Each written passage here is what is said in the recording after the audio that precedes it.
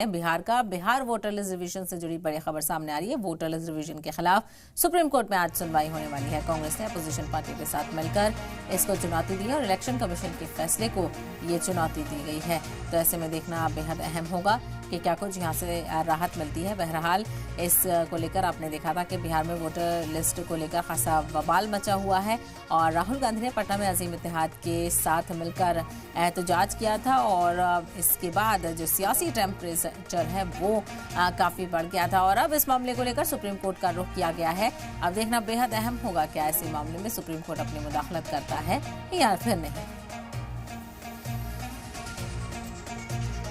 तो इस फैसले को जो इलेक्शन कमीशन की तरफ से वोटर लिस्ट रिव्यू का अभियान चलाया जा रहा है उसको चैलेंज किया गया है सुप्रीम कोर्ट में और अपोजिशन पार्टियों के साथ मिलकर ये चैलेंज किया गया है।